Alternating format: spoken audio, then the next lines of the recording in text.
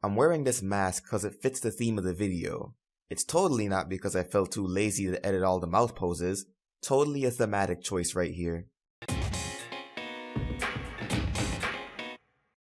Those of you that are well versed in video games may or may not be familiar with Atlus, a developer and publisher that's based in Japan. And if you don't recognize the name of their company, then maybe you'll recognize the name of their most popular series, Persona. Ever since Persona 3 and 4 came out and exploded in popularity, the series has been Atlus's bread and butter. And as such, they've been milking it for all it's worth. For good reason too. Almost, if not every Persona spin-off has been successful, and as they say, if it ain't broke, don't fix it. However, as a side effect of Persona's success, one of Atlus's other series has been swept under the rug, and that series is Trauma Center. Trauma Center is a series of surgery simulation / visual novel games where you perform various operations and fight against natural and man-made diseases. The games were exclusively for Nintendo consoles and were well praised for utilizing the technology of the systems they were released on. Unsurprisingly, the idea of a surgery simulation game lends itself well to the touch-based interface of the DS and the motion controls of the Wii. There were 5 games released over the span of 5 years, and I recently had the pleasure of revisiting all of them. Today, I'm gonna briefly cover each game, showing what they contributed to the series, starting with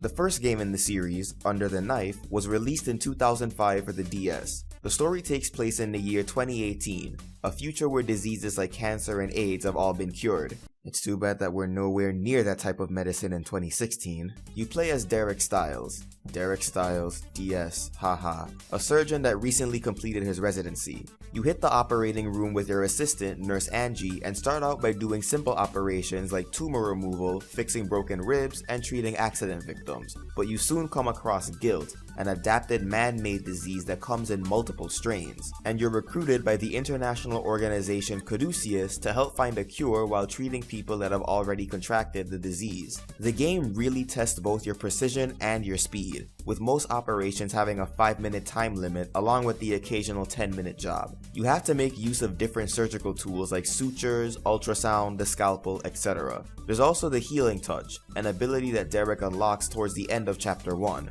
which slows down time, allowing you to handle more hectic operations easily. It is possible to complete every operation without using the ability, but it is there to help you out if you need it. Mechanically, the game is a bit rough around the edges, especially compared to the later entries in the series, but it lays the foundation for the games to come, and it's still a solid first outing.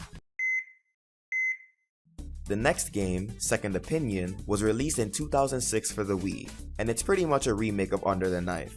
The soundtrack was updated to take advantage of the Wii's better sound capabilities, and the art style was updated as well. The controls and UI were adapted to fit the Wii's controls, the functions of the surgical tools were more refined, and the more annoying strains of guilt, Savato, were toned down a bit. Treaty was still a load of BS though. With this being a remake, the story is pretty much the same except for the addition of a new character, Nozomi Weaver, later known as Naomi Kimishima, who has a story that runs parallel to Derek's before they both converge in the end. Nozomi also has her own version of the healing touch, which heals the patient's vitals with each successful action that you perform. Aside from the new character, Second Opinion doesn't add anything new, but it does fine-tune what's already there to make for a more definitive experience of the original DS game. The third game in the series was released for the Wii in 2007 and featured a brand new cast of characters. Taking place 10 years after the events of Under the Knife, New Blood follows not just one, but 2 surgeons, Marcus Vaughn and Valerie Blaylock, as they try to find a cure for another man-made disease known as stigma. Like Derek, who makes a cameo in the game along with Angie, Marcus and Valerie both possess the healing touch. Marcus's healing touch is the standard slow down time ability, while Valerie's healing touch prevents the patient's vitals from going down for a limited time, allowing you to focus on the task at hand without worrying about the patient dying on you.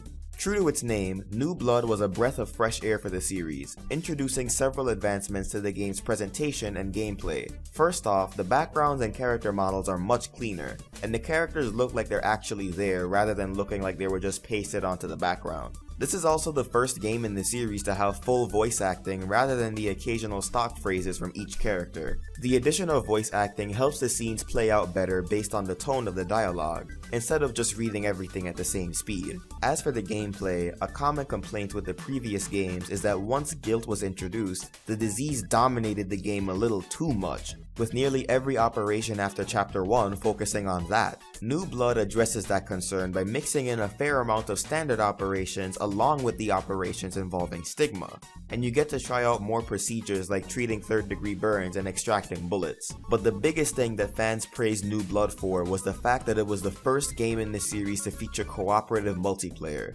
Since you can choose which doctor to play as before each operation, you can have a friend jump in and play as the doctor you didn't pick, so you can take on the operation together. Despite the two-player option, the game doesn't make the more challenging levels so challenging that the only way you can beat it is by having a friend join in. You can still beat the game solo if that's how you roll.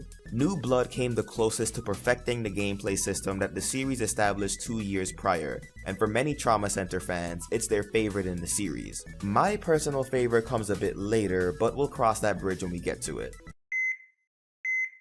The series returns to the DS with Under the Knife 2, released in 2008 and taking place 3 years after the first game. Derek and Angie return to the spotlight along with a new character, Adele Tolba, a surgeon hailing from Africa. The three of them discover that not only are former guilt patients suffering from some form of relapse, but there's also someone trying to make new strains of the original disease. While this is the first DS game for the series in 3 years, the gameplay doesn't miss a beat, and it even improves in some areas. The magnification tool's improved functionality was carried over from New Blood, and the game looks better overall. The improved soundtrack also helps to drive the more tense and dramatic scenes, and there's even a sound test mode where you can listen to all the soundtracks and character voice clips. As for the story, it's great to see the original gang back again along with newer faces, and it goes even deeper into Angie's relationship with her father, which was only briefly touched upon in Under the Knife 1. This leads us to the latest game in the series, and my personal favorite. Trauma Team was released in 2010 for the Wii, and was recently re-released on the Wii U's eShop in December of last year. Although that would have been nice to know before I bought the damn thing on eBay. Trauma Team brings the most changes to the series, both in how it presents itself and how it plays. Instead of playing like a traditional visual novel, the scenes in Trauma Team play out like a moving comic book, which is a really creative way to tell the story, and it lets you see the actual atmosphere of the scene instead of changing the backgrounds and altering the character models a bit. Taking place in Portland, Maine, between the events of Second Opinion and Under the Knife 2, you follow a group of 6 doctors of various specialties. First, there's CRSO1, a general surgeon known only by his prison ID number, who performs operations in order to reduce his sentence. Then there's Maria Torres, a hot-headed paramedic, Hank Freebird, a calm orthopedic surgeon, Tomoe Tachibana, an endoscopic surgeon, Gabriel Cunningham, a sarcastic diagnostician, and Naomi Kimishima, who returns from Second Opinion as a forensic scientist. For the first half of the game, you go through each doctor's individual storyline in any order you please, allowing you to get to know each character a bit before moving on to the second half of the game, where the team works together to combat the Rosalia virus in one linear path known as Patient Zero. Despite the large number of main characters this time around, the aforementioned structure of the game's first half helps to flesh them out so that by the time you get to the second half, you have a group of fairly developed and established characters to work with. Each medical field is unique, which adds more variety to the gameplay. For example, while the paramedic operations are the most similar to general surgery, the amount of tools at your disposal are limited because you're not in an OR, and on top of that, you have to switch between several patients and make sure that they all get out safely. The game also does away with the 5-minute time limit, allowing for more extensive operations to be performed, and it works in the game's favor since the endoscopy levels require you to be more careful and the orthopedic levels require you to be more precise. Graphics-wise, the operations exchange the more realistic visual style with a more simplified one. It did take some getting used to, and I admit that I slightly prefer the realistic style a bit more, but once I got used to it, it wasn't a big deal for me. To top it all off, Trauma Team has the best soundtrack soundtrack of the entire series, with each field having its own set of music to fit the style of the operations. Overall, the Trauma Center series contains some of the most entertaining games I played on any Nintendo system. The crux of the gameplay was a perfect fit for both the DS and Wii, and the series has a great cast of diverse characters from various backgrounds. Like most Atlus games, the soundtracks are on point throughout the series. In fact, the music that I use in my Sketchy Impressions videos is a track from Second Opinion. It really sucks that there hasn't been a new game in 6 years. I would love to see a Trauma Center game on the Wii U. Then again, the system has little to no third-party support and the console is almost dead at this point, but hey, there's always the 3DS, right? Now, I do understand why Atlus would be hesitant to make another Trauma Center game. They are a relatively small developer and Persona is bringing home the bread for them, so spending resources on a less popular series might be too big of a risk for them, especially if the game is gonna be on the Wii U, which again, isn't doing so hot. Still, if the series ever gets a 5th entry, you can bet that I'll be getting it on day 1.